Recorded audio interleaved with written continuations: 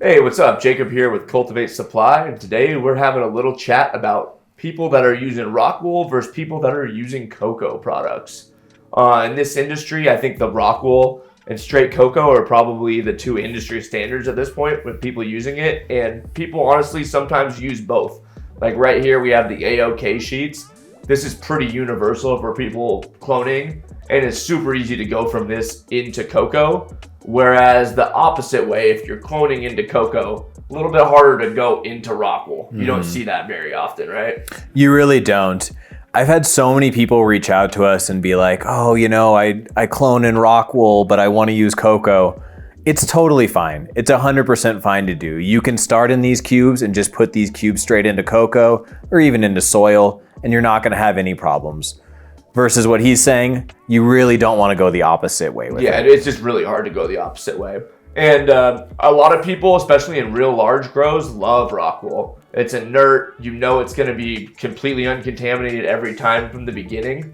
But with that being said, rockwool is also a lot less forgiving than coco. Oh, yeah. If you're in a big grow, and you've probably seen this before, you miss one watering with rockwool, the plants can be dead or so far gone that you can't really save the crop. Whereas with coco, and I think is why we see more people moving towards coco from rockwool than we ever have, is it's just more forgiving.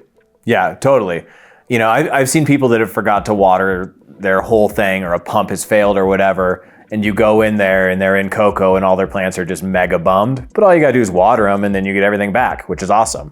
Whereas with rockwool, everything's dead and you've lost your whole round, which is really not what you want. So no, yeah, and coco is just, it's becoming so much of an industry standard that you see it so often. Sure, it is a little bit messier than a rockwool, but just the ease of mind of not having to have something that's so brittle and so, I don't know what the word there is, like I think temperamental. Part of the industry trend is a lot of people going towards sort of pre-filled compressed grow bags that you can inflate and just pop everything in there. And it's almost the convenience and the quickness of rockwool, but also with that forgivingness of the coco. And people, I think, also doing rockwool, they want to do it for the crop steering capabilities. And like crop steering started in rockwool, and now it's transitioned to coco so much that you can grow the same size pot, say it's 6x6x6, which would be like a rockwool Hugo. You grow that in coco, and you might be able to eclipse what you were doing even in rockwool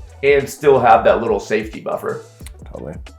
Yeah. So if you're looking for more information on rockwool versus coco, or looking for a little advice on how to switch from one to the other, feel free to give us a shout. Cultivate Supply, and we can help you out.